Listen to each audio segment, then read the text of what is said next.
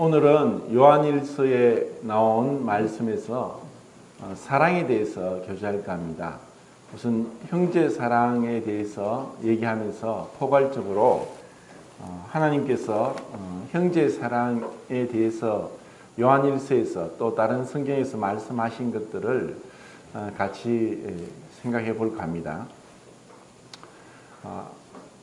형제 사랑은 기독교에서 너무나 중요한 또 그리스도인의 참된 신앙의 표지고, 그리고 믿는다고 하는 올바른 믿음이 진짜 그 사람이 올바른 믿음을 가지고 있는가 하는 것은 형제 사랑을 통해서 분명히 증거가 됩니다. 다시 말해서는 형제 사랑이 없다면은 그 믿음에 대해서 의심을 해야 되고, 또 요한일서에서도 하나님께로 난 자마다 형제를 사랑하게 되어 있고 하나님을 사랑하게 되어 있고, 죄를 미워하고 또 어둠을 싫어하고 빛 가운데 나온다 하는 그런 말씀들을 굉장히 쉬우면서도 심오하게 말씀하고 있습니다. 오늘날뿐 아니라 이 당시 2000년 전에 초대교회 당시에도 거짓 형제들이 있었습니다. 그리고 이 교회 역사상 2000년 동안 오면서 수많은 너무나 많은 다양한 이단들이 있었지만, 그 이단들은 사실 새로운 것이 아니라 이미 처음부터 있었던 온갖 거짓된 믿음을 가진 자들이 교회를 어지럽혔습니다. 오늘날도 사실 교회 안에 많은 가라지가 있다는 것을 우리는 인정할 수밖에 없고, 또 아무리 우리가 힘을 다해서 믿음을 말씀을 전하고 복음 가운데 구원의 진리 가운데 전할지라도 어떤 삶의 열매로서 나타나지 않고 오히려 형제라는 이름으로 믿지 않는 자보다 더 큰 악을 행하면서 교회에 얼음을 주고 또 어지럽히고 또 교회를 분열시키고 또 교회를 이제 떠나는 그러한 일들도 종종 있습니다. 그러면 우리에게 이런 형제 사랑을 가장 방해하는 것이 무엇일까 생각해 봤을 때, 형제 사랑을 방해하는 것이 무엇일까? 그것은 자기 사랑입니다. 디모데후서 3장에 보면은 말세에 고통하는 때가 이르리니, 사실 말세에 가까워질수록 고통은 더욱더 가중됩니다. 세상은 더욱더 요란해지고 또 과학의 문명이 발달되면서 이전에 우리가 몰랐던 너무나 많은 문명의 이기들을 통해서 편안하고 쾌적하고 그리고 참 행복이 넘치는 것 같지만, 세상은 성경에 예언된 대로 점점 더 악해집니다. 마지막 때에 말세에 고통한 때가 이를 것인데, 자기를 사랑하고 하나님 사랑하는 것보다 쾌락을 더 사랑하고 또 조급하고 용서치 않고 비판하고 또 온갖 악한 것들 가운데 이 세상은 포장을 하면서 사람들을 속이고 있습니다. 이런 가운데 이 세상에서 교회가, 지난주 말씀드린 대로 이 교회는 세상에 속하지 아니한 것이다.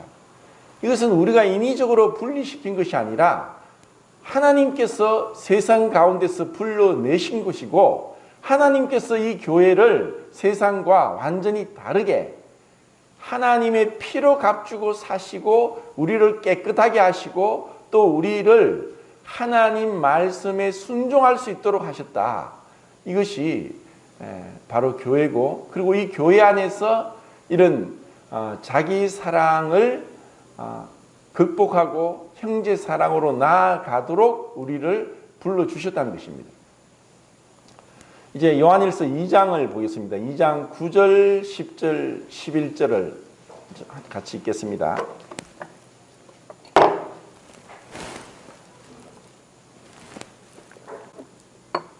시작.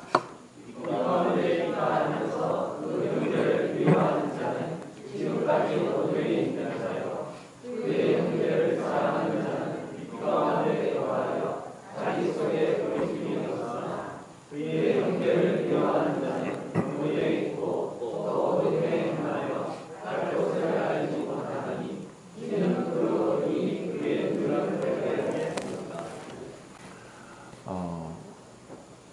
형제를 사랑하는 것은 빛 가운데 행하는 것이고, 그런데 형제를 미워하는 것은 어두운 가운데 있고 바로 그것이 죄다고 얘기를 합니다.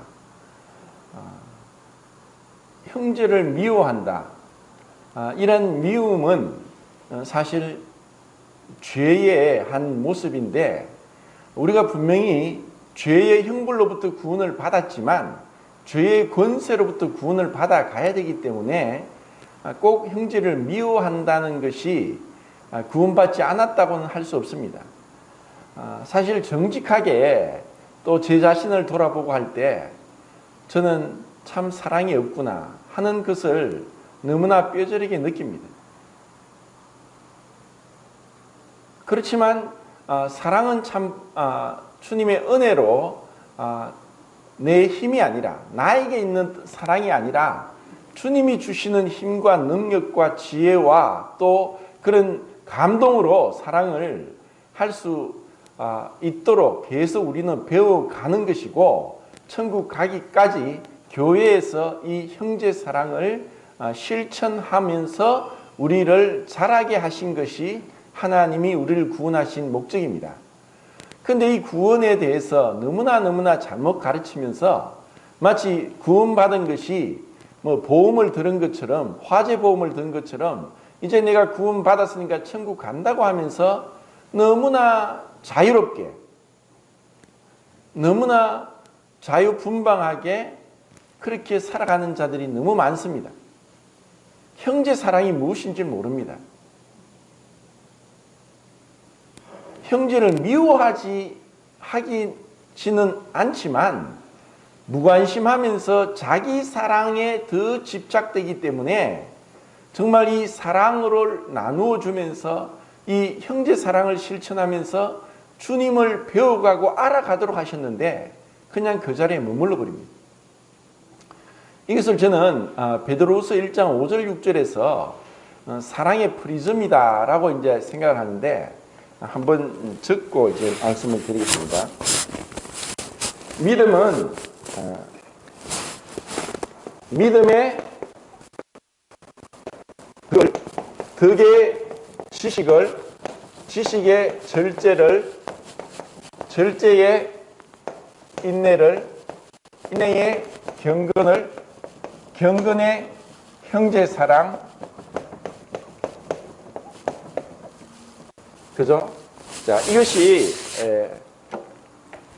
사랑의 프리즘을 통한 7가지인데, 먼저는 사실 믿음입니다.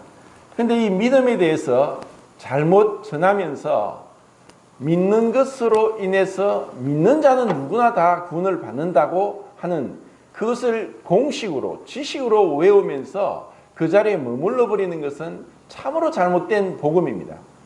진정한 구원의 복음은 이 믿음의 덕을 더하라고 했습니다. 이 덕은 무엇이냐? 쉽게 말해서 도덕입니다. 믿는다고 말하면서 도덕적으로, 비양심적으로, 그리고 악을 행하면서 내가 믿음을 가지고 있으니까 천국 갈 수 있다고 하는 것은 사람이 봐도 우스운 일이고 하나님은 속지 않습니다. 우리의 말에, 그리고 사람들에게 보이는 것으로, 그리고 내 머리에 있는 지식으로 천국을 가는 건 아닙니다. 이 믿음의 이 도덕은 참으로 올바른 것이죠. 그리고 다른 사람들을 해치지 않는 것입니다. 그리고 정말 도덕적인 것은 마음으로도 내가 미워하지 않고 가식적이지 않고 위선적이지 않고 그리고 진실되게 하는 것입니다. 로마서 12장 9절에는 사랑엔 거짓이 없나니 악을 미워하고 선에 속하라. 형제를 사랑하여 서로 우애하고 존경하기를 먼저 하며, 사랑엔 거짓이 없는데 이 도덕, 세상 사람들은 자기를 사랑하기 때문에 믿음이 없습니다. 아무리 똑똑한 사람이라도 믿음이 없는 사람들은 도덕적인 것에 있어서 굉장히 약합니다. 왜냐? 도덕적인 것은 하나님이 심판자가 되시고 어디에서나 하나님이 감찰하고 계신다. 하물며 우리 마음이 내가 스스로 어떤 잘잘못을 알아가는 양심이 있다면은 양심을 만드신 하나님은 모든 것을 보시지 않겠습니까? 그런데 믿는다고 하면서 도덕적이지 못하고 세상 법에 대해서 법을 소홀히 여기고 법을 교묘하게 피해가고 그런 사람들이 얼마나 많습니까? 그것은 분명히 잘못된 믿음입니다. 믿음에 우리는 이 부도덕한 것이 아니라 정말 믿음의 덕을 더해 가면서 이 믿음이 온전하게 자라고 사랑 가운데로 나아가는 것입니다. 그리고 지식은 참 중요합니다. 이 세상에서 배우지 않고 저절로 터득하는 것은 거의 없습니다. 우리의 본능적인 것은 말고 그것은 배우지 않아도 본능적으로 하나님께서 우리 안에 기본적으로 프로그래밍 해 놓으셨습니다. 만약에 그 기본적인 것이 안 된다면은 뭐 어린아이나 나이 들어 치매 걸린 분들은 옆에서 도와줘야 되죠. 근데 다른 것들은 계속 우리가 끊임없이 배워야 됩니다. 그래서 노인이란 어떤 자냐? 배우기를 멈춘 자가 노인입니다. 하물며 세상 지식도 그렇다면은 하나님에 대해서 얼마나 이 성경이 깊이가 있고 다양하고 그리고 우리가 연구해야 되고 또 암송해야 되고 또 가르침을 받아야 되고 이런 많은 성경 말씀이 있는데 그 많은 성경에서 몇몇 구절만 탁 떼어놓고 마치 성경을 아는 것처럼 또 성경에 대해서 더 이상 연구하지 않고 그 말씀을 경외함으로 그 앞에서 정말 배우고자 하는 학생이 되어서 끊임없이 부단히 이 성경을 읽고 묵상하고 연구하고 또 가르침을 받고 하지 않는다면은 우리는 잘할 수 없습니다. 그리고 믿음의 덕을 덕의 지식을 지식의 절제를 이 절제는 상당히 중요한 어제도 제가 청년들 그 결혼 토의한다고 오면서 이 삼지구에 굉장히 복잡한 거예요. 차들이 많고 또 오토바이도 많고 그런데 오토바이는 보통 교통법규를 아예 무시합니다. 교통법규를 무시하고 자기 마음대로 다닙니다.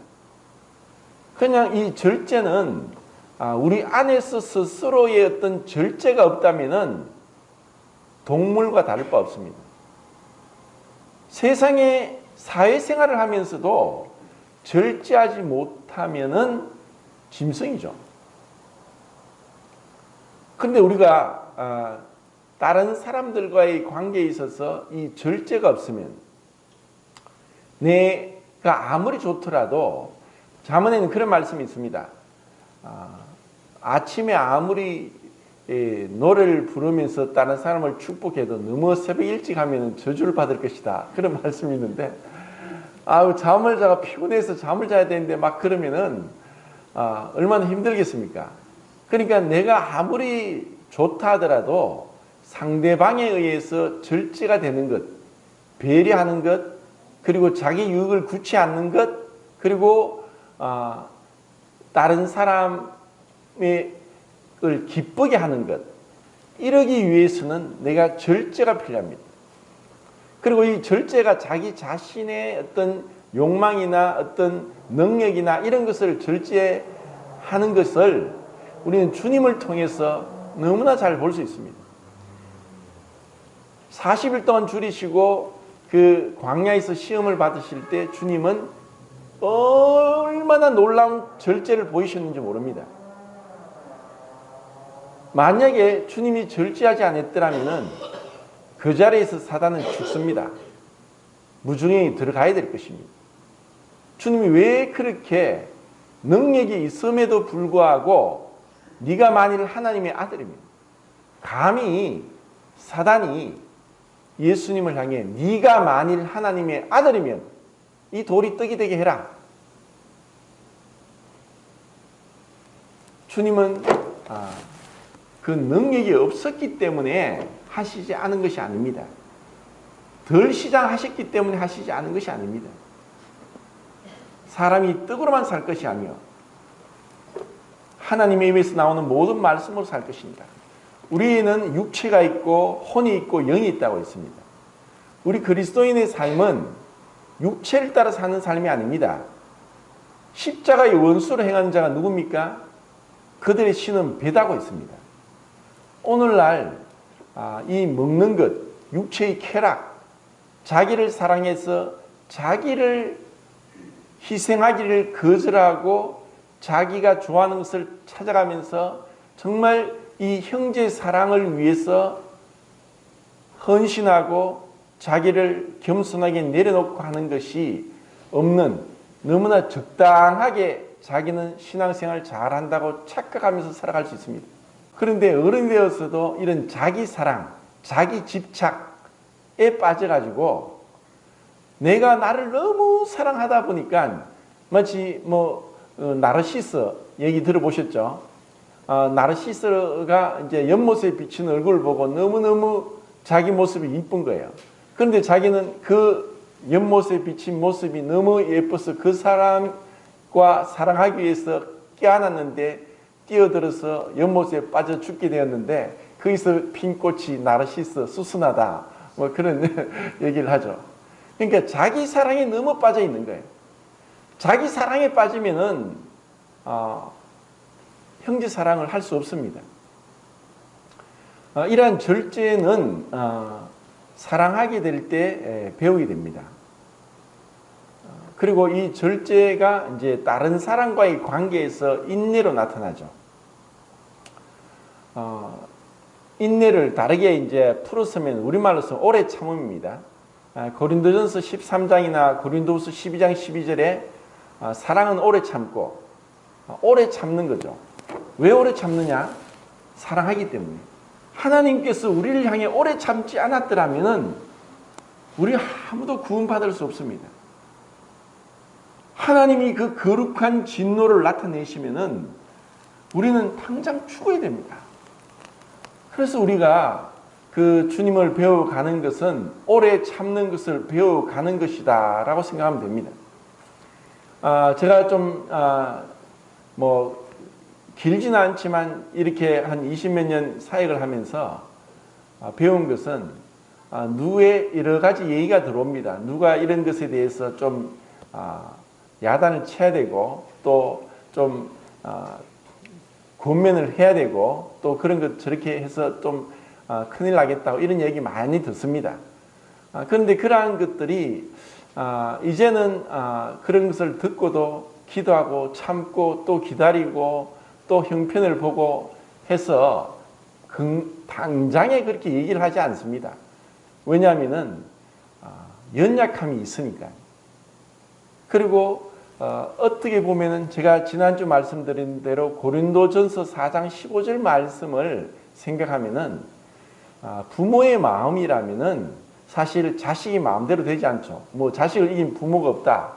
그래서 이 부모의 마음으로 인내하고 그리고 또 기도하고 그리고 하는 것이 말로만 되지 않는다는 것을 알게 된 거예요. 말한다고 다 되겠는가? 주님께서도 사실 그렇게 말씀하십니다. 우리를 향해서 얼마나 오래 참았는가. 그리고 사도들도 많은 기적을 행했지만 먼저는 오래 참는 것이 사도의 표다고 그렇게 얘기를 하지 않습니까? 오래 참은 다음에 인내 다음에 무엇이죠? 경건입니다. 경건은 영어에 보면 이제 godliness에서 하나님을 닮는 것이고 그리고 헬라 원어에는 유세베이아라고 해서 이제 예배를 드리는 자라고 얘기합니다. 예배를 드린다는 것은 곧 경건한 것인데 그 예배가 단순히 뜻과 잔만을 두는 예배에 국한해서는 안 됩니다. 우리는 삶의 예배, 모든 순간이 삶입니다. 그래서 예배 시간에는 경건한 척 하면서 그렇지 않을 때는 불경건하게 한다는 것은 그것은 위선이 될 수 있습니다.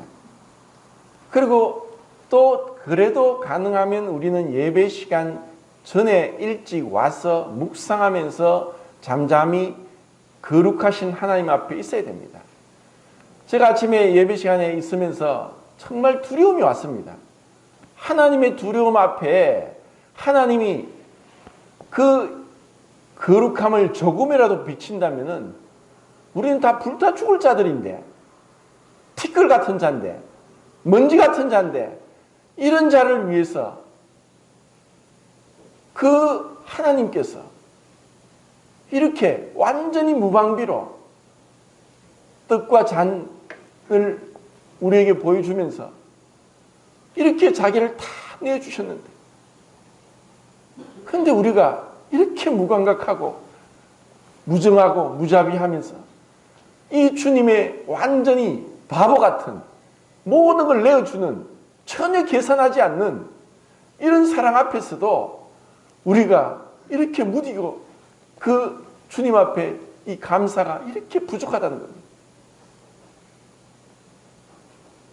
에녹이 하나님과 300년을 동행했습니다. 하나님과 동행하는 것이 무엇입니까? 그냥 창세기에는 하나님과 동행하다가 하나님이 데려가심으로 더 이상 세상에 있지 않더라, 이렇게 짤막하게 나옵니다. 65세에 무두셀라를 낳았죠. 무두셀라는 그 히브리어 뜻은 그가 죽으면 오리다, 창 던지는 자. 원래는 창 던지는 자입니다. 그 당시에 창을 던진다는 것은 뭐냐? 이제 세상 끝이 온다는 이런 의미가 있다는 것입니다. 그래서 이제 그가 죽으면 오리다, 창을 던지고, 그리고 무두셀라 969세까지 살았고 그가 죽었을 때 노아 홍수가 일어났습니다. 에녹은 하나님의 계시를 받았습니다. 하나님이 곧 이 세상을 심판하신다. 그래서 하나님과 어떻게 동행했느냐? 이 경건치 아니한 자들의 경건치 않게 행한 경건치 않은 모든 죄악에 대해서 하나님께서 심판하실 것이다. 보라, 하나님이 거룩한 천군 천사와 함께 경건하지 않게 행한 이 세상을 심판할 것이다 하면서 그 심판을 외치면서 300년을 그렇게 노아 홍수 이전의 사람들에게 외쳤지만, 그 당시 사람들은 먹고 마시고 장가가고 시집가고 집 짓고 집 사고 팔고, 그렇게 마치 이 땅의 개미들이 먹이를 구하기 위해서 열심히 쉬지 않고 부지런히 막 수많은 개미떼들이 돌아다닌 것처럼 우리 인생이 땅에 속해서 그렇게 다닙니다. 하늘에서 심판하시는 줄도 모르면서 우리가 이 경건을 배우지 못하면은 바리새인의 신앙이 됩니다. 앞에서는 말은 하면서 행하지 않는, 언행일치가 안 되면 그것도 바리새인입니다. 바리새인은 다 틀린 게 아닙니다. 예수님이 말씀하셨죠. 저들이 하는 말은 듣고 하는 행위는 본받지 말라고 했습니다. 그들의 말은 맞기 때문에 말은 들으라는 것입니다. 그런데 말은 하면서도 행하지 않는 것, 이것은 거짓입니다. 어둠에 속한 겁니다. 그리고 경건의 형제 우애를, 진정으로 우리가 이런 믿음의 진정한 올바른 믿음을 가지게 될 때 형제 사랑을 배우게 되는데, 이제 그것을 이제 요한일서 3장에서 보겠습니다. 3장 10절부터 14절까지 같이 읽겠습니다. 시작.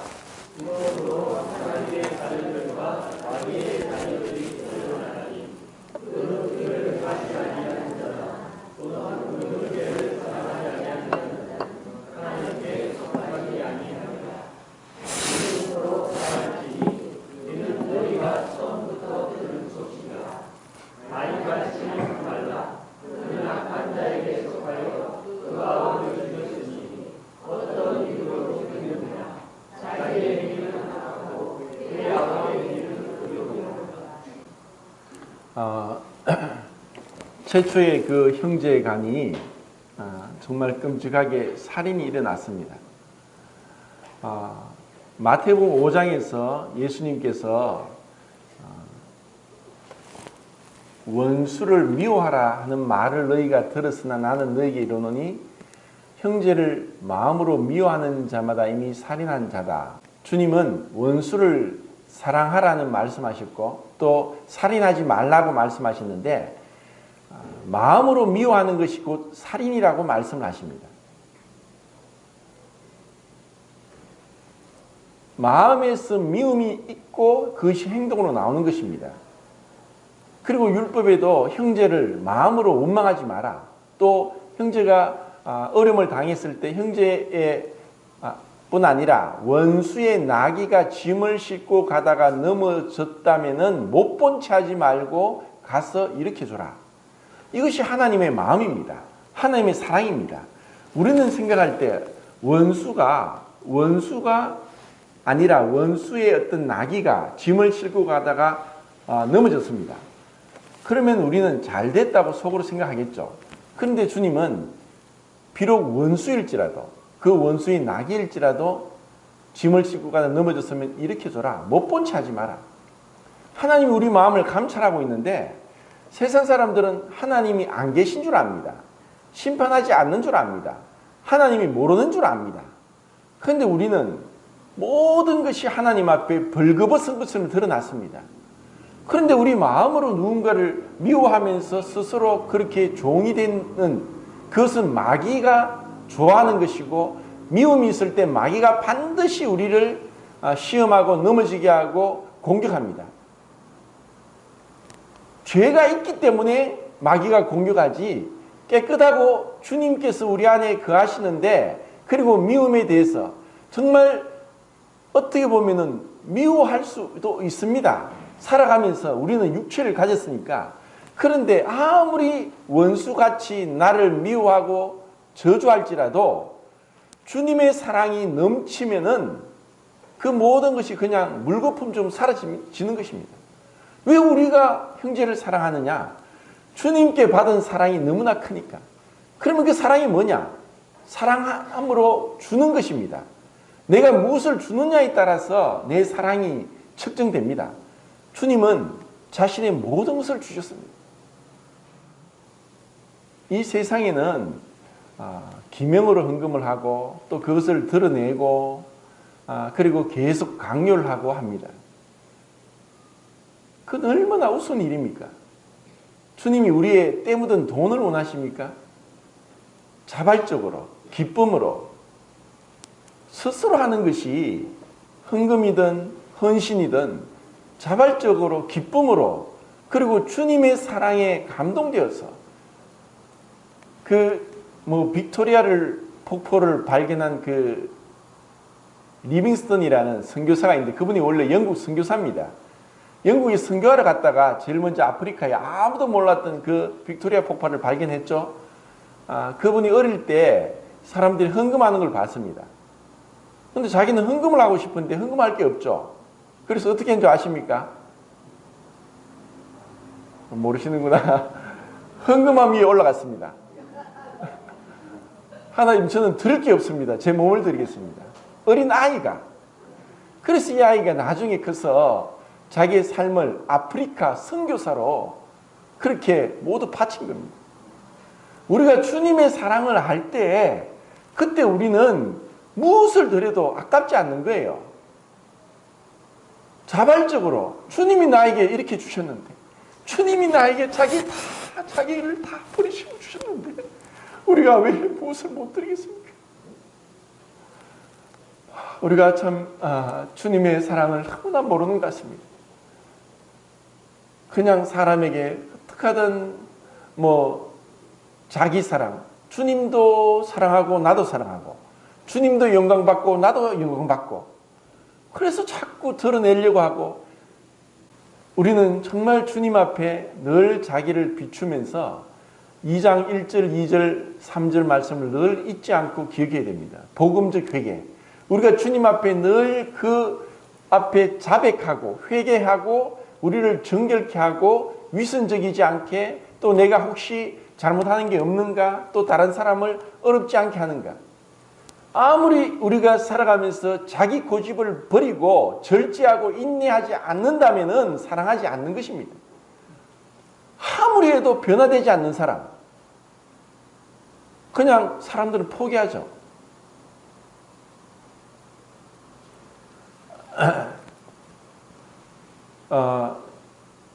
제가 어릴 때 그런 말을 많이 들었는데, 지금은 우리가 잘 살지만 참 우리나라 못 사는, 세계에서 제일 못 사는 나라에 있습니다.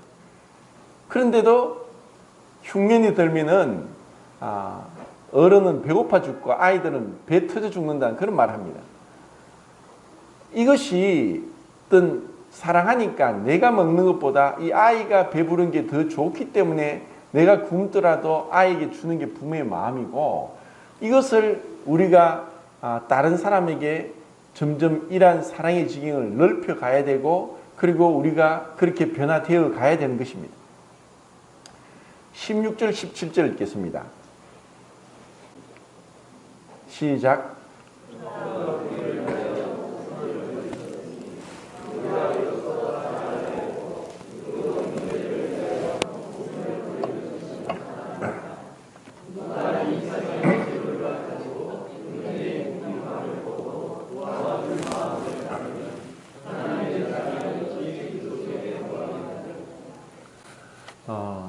그 사랑의 출발은 하나님으로부터입니다. 그리고 하나님은 그 도저히 우리가 이해하지 못할, 우리뿐 아니라 천사들도 이해하지 못할, 천사들은 욥기서 38장 7절 말씀을 저는 생각하면서 이 물질 세계, 시간과 공간의 3차원의 물질 세계를 창조하기 전에 영적인 존재들인 천사들, 수많은 천사들을 먼저 창조하셨습니다. 그것은 지금의 우리의 차원의 세계가 아닌 다른 차원의 영적인 세계에서 수많은 천사를 창조했습니다. 그리고 나서 그 천사들로부터 경배를 받으신 가운데 이 세상을 6일 동안 창조하셨습니다. 천사들은 그 놀라운 광경을 다 목격했습니다. 이 무한한, 지금 과학자들은 지구의 지름은 460억 광년이라고 얘기를 합니다. 도저히 말로서 표현할 수 없는 이 어마어마하게 광대한, 그리고 세밀하게 나무 한 잎, 사기 하나에도 인간은 절대로 만들 수 없는 하나님의 놀라운 지혜와 능력과 신성이 분명히 보여 나타나는 것을 천사들은 보았습니다. 그런데 천사들은 놀랐습니다. 아니, 어떻게 이렇게 영이신 하나님께서 이렇게 보잘것없는 피조물인 인간의 몸으로 나시하느냐. 도저히 천사들도 이해할 수 없는 것입니다. 그리고 그 하나님이 인간이 되셔서 인간들에게 그렇게 고난을 받는 것을 천사들은 도저히 이해할 수 없는 거예요. 마귀는 도저히 알 수 없는 거죠. 마귀는 절대로 사랑을 모릅니다. 우리가 어떻게 사랑을 알았습니까? 우리는 나귀와 같이 목이 곧은 자입니다. 목이 꺾여 죽어도 할 말이 없는 자입니다. 얼마나 고집스럽습니까? 얼마나 무지합니까? 속인 것 같습니다. 문둥병과 같습니다. 너무나 불길한데 그 불길한 것을 다른 사람들이 옮겨지기 무서워 다른 사람이 도망가는 그런 불길한 문둥병자 같은 자입니다. 그런데 이런 죄인들을 위해서 주님이 자기를 다 버리셨다. 아낌없이 주셨다. 레위기의 그 십자가를 상징하는 제사에서 모두가 완전히 다 불태워졌습니다. 남김없이 불태워졌습니다. 그것이 하나님의 거룩한 진노입니다. 그 예수님이 우리를 위해서 대신 하나님의 저주를 받으셨기 때문에 우리가 지금 이렇게 함께 나오는 거예요. 그런데 우리가 그 은혜를, 그 사랑을, 그 희생을, 그 완전한 사랑, 그 완전한 희생, 모든 걸 내어준 그 주님의 사랑에 대해서 얼마나 감사하고 진정으로 그 사랑 앞에 감사하면서 그 사랑이 깨달아지고 믿어지고 또 내 마음에 들어온 만큼 우리는 다른 사람을 위해 사랑할 수 있습니다. 그리고 오늘날은 상당히 상대적인 빈곤 가운데 있고 또 굉장히 물질적인 수준이 높은 가운데 있기 때문에 이 17절 말씀 같은 경우는 그 당시에 먹을 게 없어. 이제 먹을 걸 누가 주지 않으면 굶어 죽을 사람이에요. 그런 사람을 향해서도 자기는 먹을 거 다 먹으면서 옆에 형제가 굶어 죽어가는데도 눈 감고 모른 척 한다는 것은 그것은 형제 사랑이 아닙니다. 자, 4장 9절 보겠습니다. 9절, 10절, 11, 12절.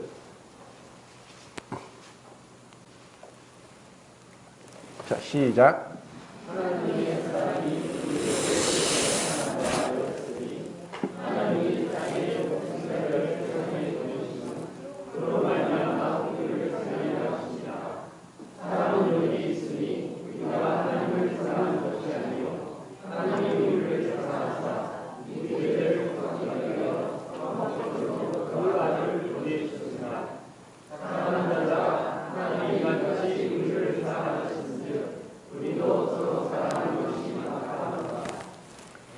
(20절) (21절입니다) 시작.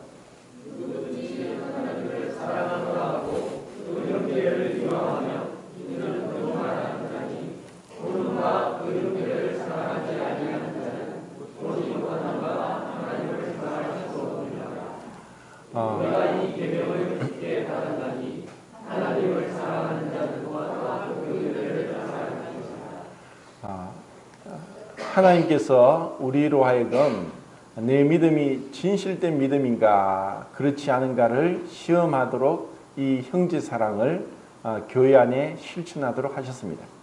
그리고 정말 하나님의 사랑을 깨닫는 만큼 우리는 형제를 사랑할 것입니다. 만약에 보이는 바 형제를 사랑하지 않으면서 보이지 않는 하나님을 사랑한다는 것은 거짓말이라고 합니다.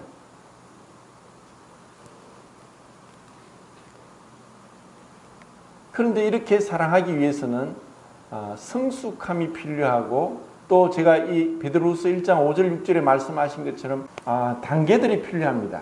이것이 없이 저절로 어린아이들은 자기가 원하는 것을 다 원하고 받으려고만 합니다.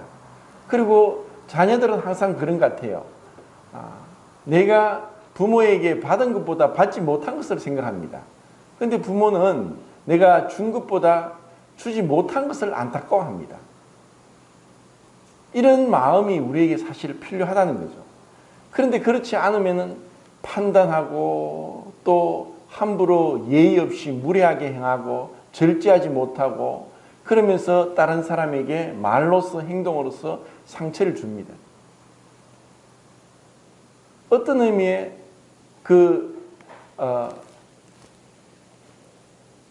자식은 부모한테서 항상 받는 영원한 거지와 같이 하나님 앞에도 우리가 그렇지만 그런 마음이 우리에게 있다면은 성도를 향해서 오래 참고 또 성도를 향해서 섬겨주는 것에 있어서 주님의 사랑으로 인해서 내가 받았으니 그저 받았으니 그저 주는 것입니다 하면서 우리 안에 이런 아름다운 형제 사랑 그러면서 참 주님을 사랑하는 그리고 주님 앞에 자라있도다 착하고 충성된 종아 내 형제 중에 지극히 작은 자에게 한 것이 곧 내게 한 것이다. 그리고 히브리서 2장 11절에 거룩하게 하는 자와 거룩하게 함을 입은 자들이 하나에서 난지라. 그러므로 형제라 부르기를 부끄러워하지 않고 주님이 우리를 형제라고 부르면서 참된 사랑을 보여주셨는데 우리가 어떻게 이 사랑을 감당치 못해서 사랑하지 않을 수 있겠습니까? 짧은 시간이지만 이 너무나 위대한 주제 그리고 우리가 평생 따라가야 될 이 주제를 간략하게 살펴봤습니다. 주님 앞에서 우리 모두 그렇게 사랑이 충만한 교회가 되기를 바랍니다.